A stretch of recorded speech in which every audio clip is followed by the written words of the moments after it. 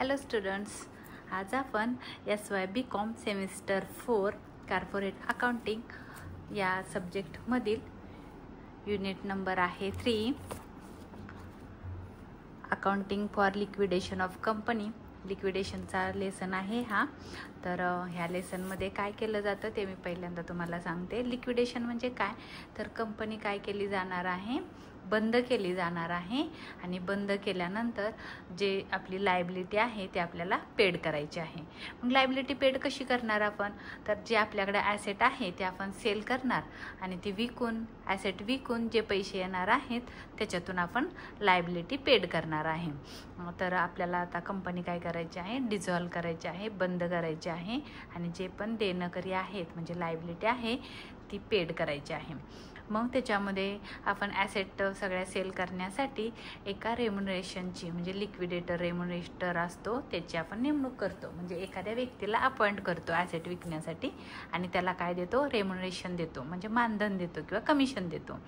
मग त्याला जे कमिशन आपण देणार आहे ते आपल्याला इथं शोधायचं असतं किंवा फाइंड आउट करायचं असतं. आणि ह्याच्यामध्ये एक तुम्हाला ऑर्डर ऑफ पेमेंट असतं. म्हणजे असं नाही की आपण ॲसेट विकली आणि जे ॲसेट विकून जे पैसे आले ते कसे पण कोणाला पण द्यायचे असं नाही. तर त्याच्यासाठी एक ऑर्डर असते, म्हणजे त्या ऑर्डरनीच आपल्याला पेमेंट करायचं असतं. म्हणजे तुम्ही ॲसेट विकणार आणि ॲसेट विकल्यानंतर जे तुमच्याकडे पैसे येणार त्या पैशातून जी आपली लायबिलिटी आहे ते आपल्याला पेड करायची. पण कशी पेड करायची, तर ऑर्डरनुसार पे करायची. तर त्याची जी पे ऑर्डर आहे ते आपल्याला तुमच्या टेक्स्टबुकमध्ये दिलेली आहे. ती पे ऑर्डर आहे पेज नंबर 3.8 पेज नंबर आहे 3.8. तर इथं तुम्हाला ऑर्डर ऑफ पेमेंट सांगितलेलं आहे की जे लिक्विडेटर काय करतो. लिक्विडेटर म्हणजे ॲसेट विकण्यासाठी ज्या एजंटची तुम्ही नेमणूक केलेली आहे त्याला लिक्विडेटर म्हणतात. आणि त्या लिक्विडेटरला जे आपण कमिशन देतो त्याला लिक्विडेटर्स रेम्युनरेशन असं म्हटलं जातं. तर म्हणजे त्याचं ते कमिशनच असतं. तर मग त्यांची जेव्हा तुम्ही लायबिलिटी पेड करता त्याची जी ऑर्डर पेमेंट आहे ती अशी आहे. पहिलं तुम्हाला कोणाला पैसे द्यावे लागणार आहे, जी तुमची ॲसेट विकून पैसे येतील तर त्यातल्या सगळ्यात पहिलं तुम्हाला लिगल चार्जेस पे करायचे आहेत. लिगल चार्जेस मीन्स जे तुमचं वकिलाची फी वगैरे असते ती तुम्हाला पे करायची आहे. म्हणून आपण इथं पहिलं नाव लिहू लिगल चार्जेस. आपल्याला सगळ्यात पहिलं पे करावं लागणार आहे लिगल चार्जेस. त्याच्यानंतर म्हणजे त्यांना पैसे दिले आणि त्याच्यानंतर जे तुमच्याकडे पैसे राहणार आहेत तो सेकंड नंबरला कोणाला पैसे द्यायचे, सेकंड नंबरला तर आहे रेम्युनरेशन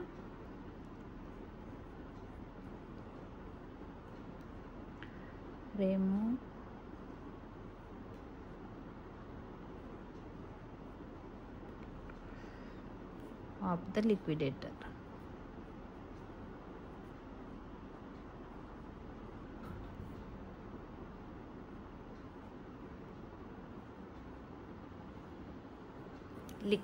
लिक्विडेटरचं हे कमिशन आहे, त्याला रेम्युनरेशन असं म्हणतात. रेम्युनरेशन मीन्स काय आहे, लिक्विडेटरचं कमिशन आहे ते आपल्याला पे करायचं आहे. त्याच्यानंतर आहे कॉस्ट ऑफ वाइंडिंग अप, त्याला आपण असं पण म्हणतो लिक्विडेशन एक्सपेन्सेस.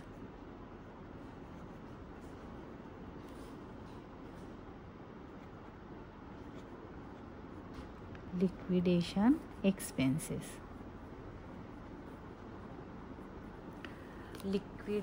एक्सपेन्सेस तर आपण 3 नंबरला द्यायचं आहे लिक्विडेशन एक्सपेन्सेस म्हणजे काय, तर जे आपण कंपनी बंद करणार आहे आणि कंपनी बंद करताना एखादी ॲसेट फॉर एक्झाम्पल एखादी ॲसेट आहे, समजा मोटार कार असेल किंवा एखादी मशिनरी असेल, ती जर ते दुरुस्त नसेल, बिघडलेली असेल तर तिला दुरुस्त करण्यासाठी जो खर्च येतो त्याला म्हणतो आपण लिक्विडेशन एक्सपेन्सेस. किंवा काय केलं जातं, म्हणजे बघा जर ती समजा ॲसेट आपली नादुरुस्त असेल म्हणजे कार असेल किंवा मशिनरी असेल तर ती विकली जाणार नाही. मग तिला पहिले तुम्हाला दुरुस्त करावी लागेल आणि मग विकावी लागेल. कारण आपण ॲसेट विकतोय, आपल्या तर बंद पडलेला ॲसेट कोणी घेणार नाही म्हणून आपल्याला ती दुरुस्त करावी लागते.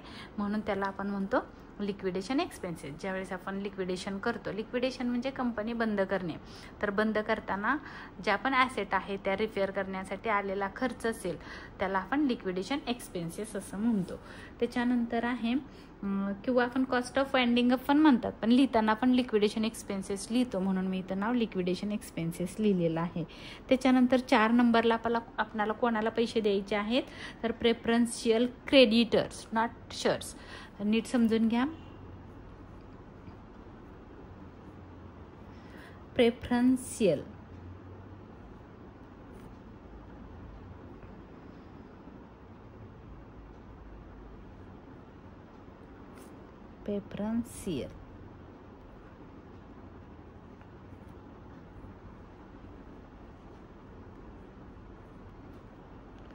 Preferential creditors.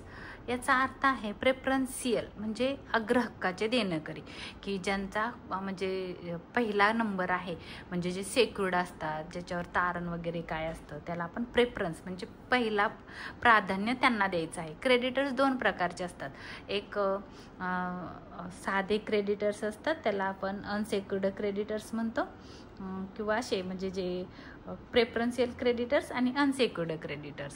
प्रेफरन्शियल क्रेडिटर्सचा अर्थ आहे तारण कर्ज, किंवा सेक्युर्ड म्हणूया आपण. तारण म्हणजे काहीतरी त्याला गहाण ठेवलेलं असतं, मॉर्गेज ठेवलेलं असतं, आणि मग ते क्रेडिटर्स क्रिएट केलेले असतात. पण क्रेडिटर्स म्हणजे काय, तर ज्याच्याकडून आपण गुड्स वगैरे परचेस केलेलं आहे, त्याला काहीतरी तारण ठेवलेलं आहे, किंवा लोन वगैरे घेतलं असेल तर तिथं आपण काहीतरी तारण ठेवलेलं आहे, त्याला आपण म्हणतो तारण. म्हणजेच तुम्ही मॉर्गेज म्हणू शकता.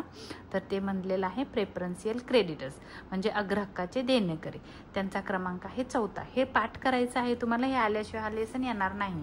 तर पहिला आहे लिगल चार्जेस, नंतर आहे रेम्युनरेशन ऑफ लिक्विडेटर्स, त्याच्यानंतर आहे लिक्विडेशन एक्सपेन्सेस, त्याच्यानंतर आहे प्रेफरन्शियल क्रेडिटर्स, त्याच्यानंतर आहे debenture holders.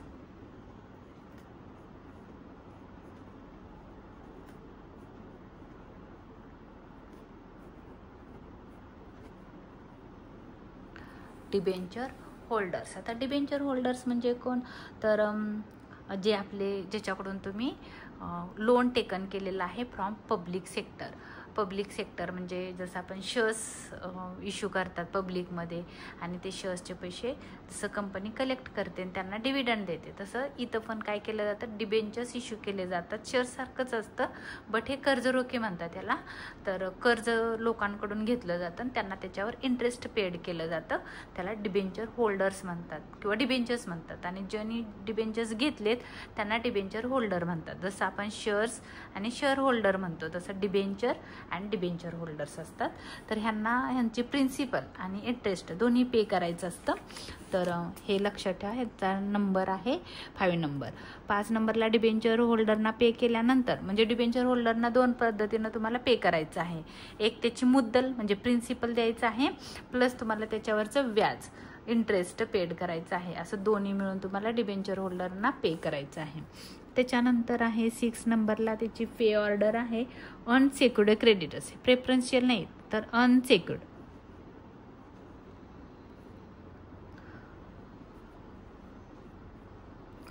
Unsecured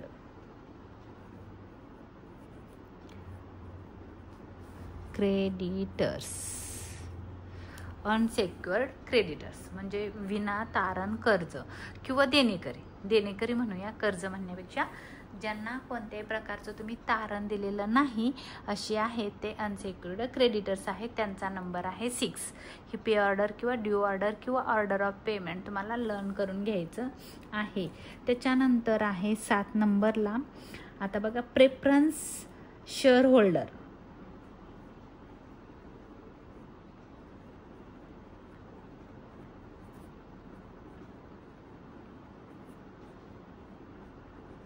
preference share holder हे शेअर होल्डर आहेत.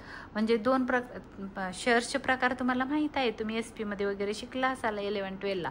तर त्याच्यामध्ये काय सांगितलेलं असतं की शेअर्सचे जे प्रकार आहेत त्यातला हा प्रेफरन्स शेअर असतात. प्रेफरन्स शेअर्स म्हणजे ज्यांना ज्यावेळेस कंपनीचं लिक्विडेशन होतं किंवा कंपनी बंद होते तेव्हा त्यांचे जे पैसे असतात परत देण्याचा क्रम असतो तो पहिला असतो.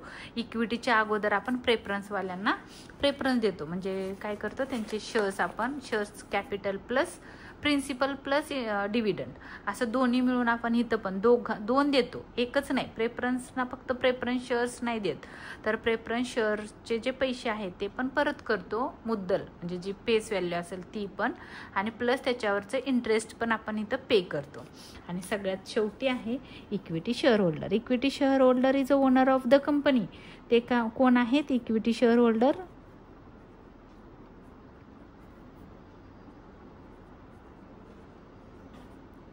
इक्विटी शेअर होल्डर हे कंपनीचे मालक असतात, म्हणून त्यांचा जो सगळ्यात शेवटी क्रमांक असतो पैसे देण्याचा. जर कंपनीकडे पैसे असतील तर कंपनी इक्विटी शेअर होल्डरांना देईल, अदरवाईज त्यांना पैसे देणार नाही. तर ही तुम्हाला ड्यू ऑर्डर किंवा आपण त्याला पे ऑर्डर पण म्हणतो किंवा ऑर्डर ऑफ पेमेंट पण म्हणतो, हे लर्न करणं तुमच्या दृष्टीनं खूप महत्त्वाचं आहे. हे IMP आहे, हे आल्याशिवाय तुम्हाला हा लेसन समजणार नाही. ही पे ऑर्डर आहे आणि जे आपण ॲन्सर बनवणार आहे त्याच्या क्रेडिट साईडला ह्याचं पोस्टिंग करायचं आहे. तर हा मी एक छोटासा व्हिडिओ तुमच्यासाठी क्रिएट केलेला आहे. हा व्हिडिओ आवडला असेल तर लाईक करा, शेअर करा, सबस्क्राईब करायला विसरू नका. धन्यवाद.